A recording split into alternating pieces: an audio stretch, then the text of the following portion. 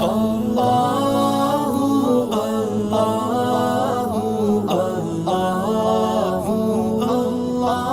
اکبر، تیری تک کے ادامہ میں مرید ہو گئے۔ اس بوڑھی عورت کا قصہ بھی آپ نہیں بھول سکتے، جو گھر کا سامان باندھ کے اپنے دروازے پہ بیٹھی ہوئی تھی، اور اس نے سنا تھا مکے میں ایک جادوگر آیا ہے، جسے ملتا ہے اس کا دین چھین لیتا ہے۔ کہیں ایسا نہ ہو کہ کہیں اس سے ملاقات ہو جائے اور وہ دین ہی میرا چھین لے، مجھے شہر چھوڑ دینا چاہیے۔ گھر کے تھڑے کے اوپر سامان باندھ کے بیٹھی ہے، حضور بھی گزرے تو اس نے دیکھا تو کہا، بھتیجے یہ سامان میرے سر پہ رکھ دے۔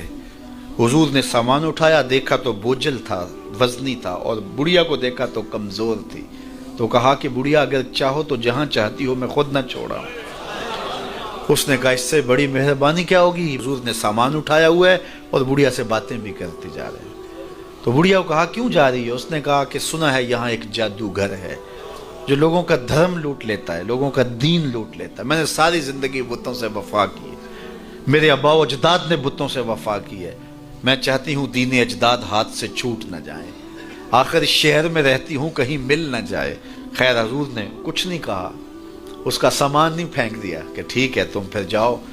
سامان اس کا اٹھایا اور جہاں تک اس نے جانا تھا سامان پہنچایا، سامان سپرد کر کے واپس پلٹنے لگے تو اس نے کہا بچے اپنا نام تو بتا دے، لوگ کہیں گے کہ مکہ چھوڑ آئی ہو تو بتاؤں گی ایک جادوگر کے دکھ سے چھوڑ آئی ہوں، تو وہ کتنا برا بھلا کہیں گے شہر مکہ کو کہ جس مکہ سے لوگ نقل مکانی کرنے پہ مجبور ہو گئے، تو میں انہیں یہ بھی بتاؤں گی کہ جس مکے میں جادوگر رہتا ہے اتنا اچھا نوجوان بھی رہتا ہے، تو تیرا نام لیا کروں گی، تیرے قصیدے پڑھا کروں گی۔ تو حضور علیہ السلام مسکرا پڑے، کہا بڑھیا جس جادوگر سے بھاگ کے آئی ہے وہ تیرے سامنے کھڑا ہے۔ اس نے کہا سچ سے آپ ہی محمد ہیں؟ حضور نے فرمایا نام میرا یہی ہے۔ تو اس نے کہا پھر آپ کا جادو میرے پہ چل گیا ہے۔ اللہ اکبر، تیری تک کے ادامہ میں مرید ہو گئے۔ لوگوں کی خدمت کریں، بوڑھوں کے کام آئیں، دکھیوں کے کام آئیں، مصیبت زدہ کے کام آئیں۔ حضور یتیم ہو کے یتیم پرور تھے، لاچاروں کی مدد کرتے، لوگوں کے گھروں میں پانی بھر کے دے دیتے، اور دکھیوں کے کام آ جاتے اور مصیبت زدوں کے کام آ جاتے۔ تو حضور سے پیار کرنے والوں، امت میں آپس میں حسد نہ پھیلاؤ، بغض نہ کرو، نفرتوں کے پہاڑ کھڑے نہ کرو، ایک دوسرے سے پیار کرو، جڑو، امت وحدہ بنے، اور اپنے ماحول کو، اپنی معاشرت کو ایک خوبصورت معاشرت کا رنگ دو، اور اپنی زندگی کو حضور کے نام کر دو۔ حضور علیہ السلام کی محبت سے معاشرے کے دکھ جو ہیں وہ سمیٹے جا سکتے ہیں۔ آقا کریم علیہ السلام نے محبت سے ہی معاشرت کو جو ہے وہ اپنے قریب کیا، اور لوگ ایمان کی دولت سے مالا مال ہو گئے۔ وہ ایک بچہ آیا نا اپنی ماں کے لیے لباس لینے کے لیے، اور پہلے وہ گیا اپنے چچا کے پاس، اس کی ماں بیوہ تھی اور اس کا لباس پھٹ گیا تھا، اور وہ اپنے چچا کے پاس گیا تو اس نے دتکار دیا۔ ماں نے اس کو روکا تھا بیٹا نہ جانا، لیکن اس نے کہا کہ تیرے بدن کے اوپر جو لباس ہے وہ بھی پھٹ گیا ہے اور جگہ جگہ سے جسم جھلک رہا ہے، تو میں اپنے چچا سے آپ کے لیے لباس لے کے آتا ہوں۔ پھر جو رویہ اس نے اختیار کیا تو واپس روتا ہوا آ رہا تھا، تو کسی نے راستے نے پوچھا کہ کیا ماجرا ہوا؟ اس نے کہا چچا کے پاس گیا تھا ماں کے لیے لباس لینے، اس نے تو لا کے بھیج دیا۔ اللہ اکبر۔ تو اس نے کہا کہ جا سین حرم میں محمد نام کا ایک شخص بیٹھا ہوا ہے، اگر تو اپنا دکھڑا اس کے سامنے پیش کرے تو وہ امید ہے تمہیں رد نہیں کریں گے، لیکن سن لے ان کا دین کوئی اور ہے۔ اللہ اکبر۔ اپنے ماں کے پاس آیا تو ماں کو کہا کہ چچا نے رلا کے بھیج دیا، لیکن آپ کی حالت مجھ سے دیکھی نہیں جا رہی۔ بچہ ابھی شعور کی منزلوں میں قدم رکھ رہا تھا، پہلے بہت چھوٹا تھا، اب اس کے اندر ایک جذبات تھے بچے کے اندر۔ تو ماں نے کہا کہ بیٹا نہیں ان کے پاس نہیں جانا، سنا ہے کہ جو ان سے ملے دین دھرم چھین لیتے ہیں اس کا۔ اللہ اکبر۔ تو حضور علیہ السلام کے پاس جانے سے ماں روکنے لگی، لیکن بچے نے کہا کہ امی میں پکا رہوں گا، بتوں کا وفادار رہوں گا، تم اس ٹینشن کو، اس پریشانی کو چھوڑ دو۔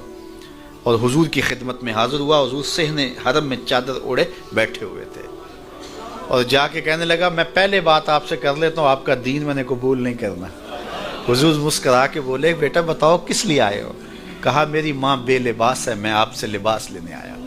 حضور نے چادر رحمت اتار کے اس کے کندھوں پہ ڈالی۔ اللہ اکبر۔ وہ واپس آ گیا اور ماں پر حضور کی چادر اڑائی۔ اللہ اکبر۔ اور ماں نے کہا کہ بیٹے اس نے اپنا دین تو نہیں تجھے دیا؟ کہا نہ میں نے پہلے کہہ دیا تھا تیرے دین نہیں مانوں گا۔ माँ कहने लगी, पुत्र उसका दीन मानना चाहिए, ये जिसने रहमत की चादर हमारे सर पे तान दी। कुछ लोग कहते हैं जी बस मैं तो अल्लाह की मखलूक की खिदमत करता हूँ, मैं तो हज भी नहीं किया, उसके पैसे भी गरीबों को दे दिए।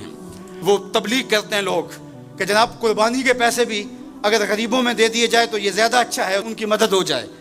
तो वो इस खिदमत खल्क में इतना गुलूफ कर जाते हैं कि वो इस्लाम के शियार का मजाक उड़ाने लग जाते हैं, और जो इबादत वाले हैं उन्हें हमसाये को देखने का मौका भी नहीं मिलता। और आप जानते हैं कि जब एक बस्ती को बर्बाद करने का हुक्म दिया गया तो कहा कि यहाँ तो एक शख्स रहता है जिसका सर सजदे से उठता ही नहीं। कहा मेरे बंदों के ऊपर क़यामतें टूटें और इनके ऊपर जुल्म और जबर के पहरे हों और इसके माथे पे शिकन नहीं आता, इसके समेत ही बस्ती को लट के रख दो। यार इबादत करते हो लेकिन हमसायों का ख्याल भी रखो। मेरे हुजूर अलैहिस्सलाम ने लुआब फेंका ना तो सहाबा ने अपने हाथों पे लेके अपने मुंह पे मल लिया।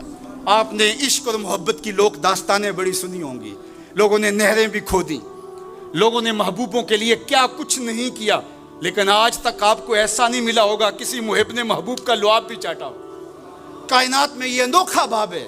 तो हुजूर अलैहिस्सलाम ने फरमाया कि तुम्हें इस चीज़ पर किसने उभारा कि मेरा लुआब भी अपने चेहरों पे मल रहे हो? तो उन्होंने कहा अल्लाह और उसके रसूल की मोहब्बत ने।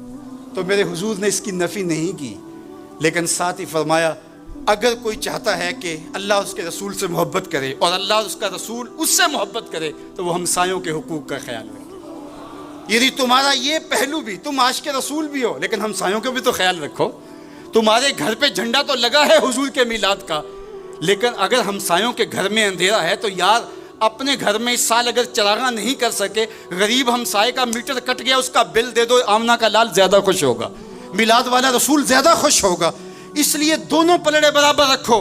ना तो इबादत के ज़ुल्म में तुम खिदमत खल्क को और हमसायों के हुकूक को, रिश्तेदारों के हुकूक को भूल जाओ, और ना ये कि तुम खिदमत खल्क के नाम पे इबादत का मजाक उड़ाने लगो। वकज़ालिका जअलनाकुम उम्मतन वसता।